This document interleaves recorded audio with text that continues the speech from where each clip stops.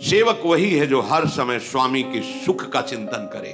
अपने सुख का, अपने देह सुख का चिंतन करने वाला कभी सेवक नहीं हो सकता। सेवक सुख चाह, मान भिखारी, व्यसनी धन, शुभ गति व्यभिचारी। ये तो मजाक की बात है।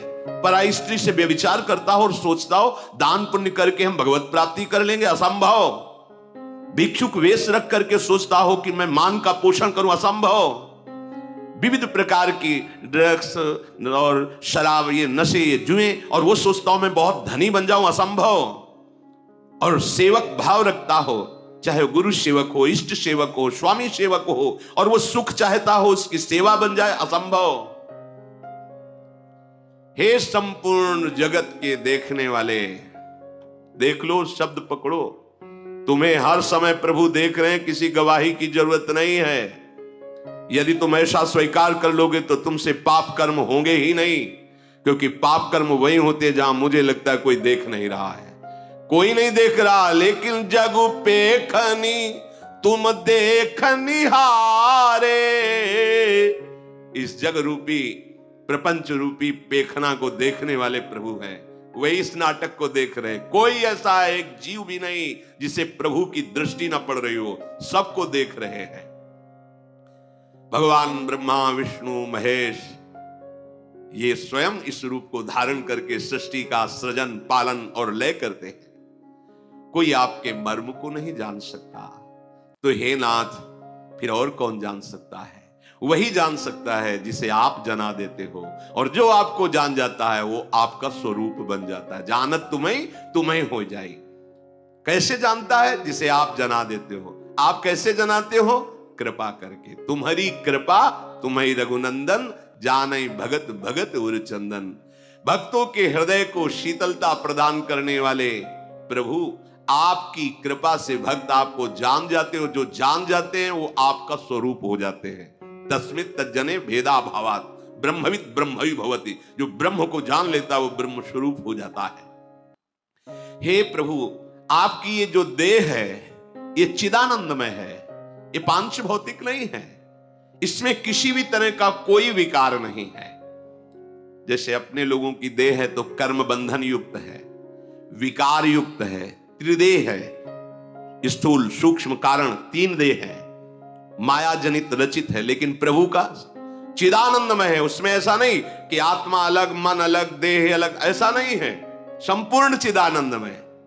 और जैसे हम आंख से देख सकते हैं, हाथ से क्रियाएं कर सकते हैं, प्रभु कहीं से भी कुछ भी, क्योंकि चिदानंदमय है। जैसे हम केवल सामने ही देख सकते, पीछे नहीं। प्रभु ऊपर नीचे पीछे बाहर भीतर सूक्ष्म सा, कहां ऐसी जगह है जहां उनकी दृष्टि ना हो। चिदानंदमय, निर्विकार, सर्वव्यापी स्वरूप। उत्पत्ति, नाश, वृद्धि, क्षय शरीर में पांच भौतिक में होते, चिदानंद में नहीं। कोई अधिकारी भक्त ही इस रहस्य को जान पाता है। मुनि तापस जिनते दुख लहाई, ते नरेश बिनु पावक दहाई। जिनसे भगवान के भक्त संत महात्मा दुखी हो जाते हैं तो उनको आग लगाने की जरूरत नहीं, वो दुख ही उनके सर्वनाश का कारण करके आग लगा देता है। सारे सुकृत भस्म हो जाते हैं। मंगल मूल विप्र परितोषु, दहाई कोटि कुल भूषुर रोषु। ये जो ब्रह्म ऋषि जन हैं, इनको सुख भावना वचन से, शरीर से, सेवा से, ये महामंगल मोद प्रदान करने वाला है। और अगर कोई इनके विपरीत इनको कष्ट दे, इनको दुख दे, तो चाहे जितना बड़ा कुलवान हो, धनवान हो, बुद्धिमान हो, वो नष्ट हो जाता है। श्री भगवान कहते हैं, महर्षि वाल्मीकि जी भगवान को बता रहे हैं कि आप ऐसी जगह रहो। कैसी जगह? सुनहु राम अब कहूं निकेता, जहां बसहु सिय लखन समेता। अब मैं आपको निवास स्थान बता रहा हूं, वहां आप आराम से रहिए सिया लखन जी के साथ। पहला सुनिए। जिनके श्रवण समुद्र समाना, कथा तुम्हारी सुभग सरिनाना।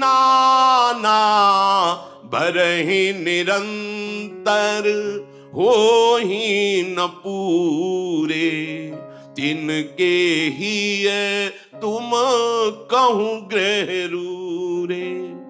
जिनके कान समुद्र स्वभाव को प्राप्त हो गए हैं। समुद्र स्वभाव जैसे बहुत सी नदियां समुद्र में गिरती हैं पर कभी समुद्र में उफान नहीं आता, या ना गिरे नदियां तो समुद्र सूख थोड़ी जाएगा। जिनकी श्रवणेंद्री बाहर से विविध प्रकार की नदियां, गंगा यमुना सरस्वती, विविध नदियां, विविध भगवद यश कानों में जा रहा है, पर कभी ऐसा नहीं, वही कथा हम ये तो सुन चुके हैं, वो श्रवणेंद्रिय अभी परिपक्व नहीं हुई। रोज नवम नवम और विविध रस की वार्ता, विविध कथाएं, ये विविध नदियां हैं और उनके श्रवण समुद्र हैं। नर्मदा, गंगा, यमुना सब जा रही समुद्र की तरफ, लेकिन वो कभी उफान नहीं। ये अब बस हम तो सुन रखा है, ना ही रस विशेष जानातिन, नहीं अभी रस प्राप्त नहीं, अभी श्रवणेंद्री पावन नहीं हुई। अगर ना जाए तो अंदर उसके निरंतर मंत्र और भगवत चरित्र चिंतन चल रहा है तो उसको सुन रहा है। एक श्रवणेंद्री बाहर है, एक अंदर है। श्रवण का ये द्वार है ये, और इंद्री तो अंदर है। श्रवणेंद्री यहां आप बंद कर लो तो का सुनाई नहीं देगा, इसको आप ढक लो, किसी से पूरे से बांध लो, इसके बाद अंदर ही अंदर मंत्र देखो सुनाई देगा, क्योंकि श्रवणेंद्रिय अंतर है। अंतर में निरंतर मंत्र चल रहा है, प्रभु के पद चल रहे हैं, प्रभु की लीला चिंतन चल रही है, तो बाहर से नहीं आ रही, तो अंदर से श्रवणेंद्रिय कभी खाली रहती ही नहीं। वैसे भी खाली नहीं रहती, प्रपंच सुनती रहती। देख लो, बाहर से प्रपंच, अंदर से प्रपंच। लेकिन जिनकी श्रवणेंद्रिय केवल भगवान के नाम रूप लीला धाम का पान करती और कभी तृप्ति का अनुभव नहीं करती है, हे प्रभु आप उनके हृदय में अपना घर मान करके रहिए। यह श्रवणेंद्रिय से भगवत प्राप्ति, श्रवणेंद्रिय से भगवत प्राप्ति, एक इंद्रिय भगवत प्राप्ति करा देगी। बस कानों को खूब भगवत चर्चा सुनाओ, रात दिन नाम कीर्तन, नाम अंदर से, जब अंदर से सुनाओ बाहर से सुनाओ, इसी से भगवत प्राप्ति हो जाएगी। कह रहे हैं कि भरे ही निरंतर होई न पूरे, तिनके ही तुम कहूं ग्रह रूरे। प्रभु वो सुंदर घर आपका निजी घर है जिसकी ऐसी श्रवणेंद्रिय है। अब नेत्रेंद्रिय की बात कह रहे हैं। लोचन चातक जिन करी राखे, रहाही दरस जलधर अभिलाष, निदरहि सरित सिंधु सर भारी, रूप बिंदु जल होहि सुखारी, तिनके हृदय सदन सुखदायक,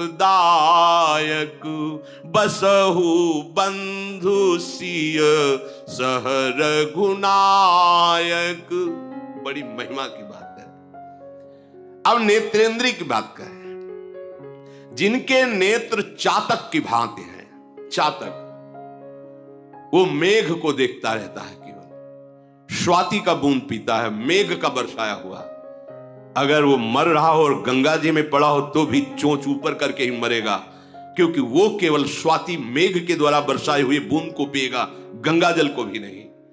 अनन्य अनन्य चातक की तरह केवल भगवत दर्शन की लालसा, अपने स्वामी के मिलन की लालसा, दरस बिन दुखन लागे नैन। बस नेत्र ललचा रहे, कब भर नेत्र अपने प्रियालाल को देखूं। दूसरा रहस्य, जिधर दृष्टि जाए उधर अपने प्रीतम की भावना, सबके हृदय मंदिर में मेरा प्रीतम छुपा हुआ है। प्रीतम की भावना रहित कोई भी रूप उसे लुभायमान नहीं कर सकता। निदरहि सरित सिंधु सर भारी, अपने आराध्य देव के रूप के सिवा चाहे त्रिभुवन का कोई भी सौंदर्य हो, वो नेत्र लुभायमान नहीं हो सकते, क्योंकि जैसे चातक है केवल मेघ के द्वारा बरसे हुए स्वाति की बूंद को लेगा, अन्यथा वो भले गंगा की धारा में पड़ा हो मर जाएगा, एक बूंद जल जीवित नहीं जाने देगा। ऐसी निष्ठा। भला कोई रूप संसार में ऐसा है जो रूप समुद्र प्रभु के प्यासे नेत्रों को अपनी तरफ आकर्षित कर ले? अगर आकर्षित कर लेता तो नाटक हो रहा था, अभी उपासना नहीं हो रही थी, केवल नाटक हो रहा था। अगर उपासना होती तो कोई रूप है नहीं। तुमसे कह रहे हैं जिस रूप को तुम सौंदर्यवान समझते हो, जरा प्रभु के रूप की झांकी की लालसा जगाओ, फिर देखो क्या होता है। कई बार सत्संग में सुनाया है धनुर्दास जी का चरित्र। वो अपनी पत्नी के रूप में इतना आसक्त थे कि एक क्षण के लिए भी नहीं छोड़ सकते थे। बड़ा उपहास होता था, वो सहते थे। आप सामान लेने जाना है तो अकेले जा नहीं सकते, पत्नी को लिवा के जाएंगे क्योंकि रूपासक्त हैं वो।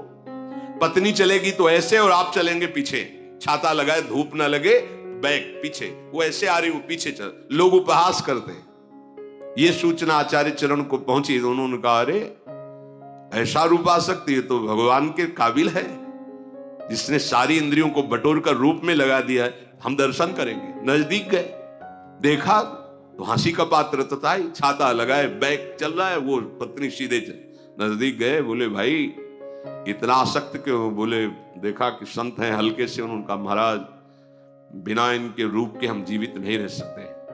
तो उनका अगर इससे भी बढ़िया रूप हो, बोले हो ही नहीं सकता। तो जे ही स्पर्श किया और संकल्प किया तो सामने नौ किशोर रूप ठाकुर का छाता छूट गया, पतली भूल गई, पीछे लग गए और अनंत काल तक उस महारूप का पान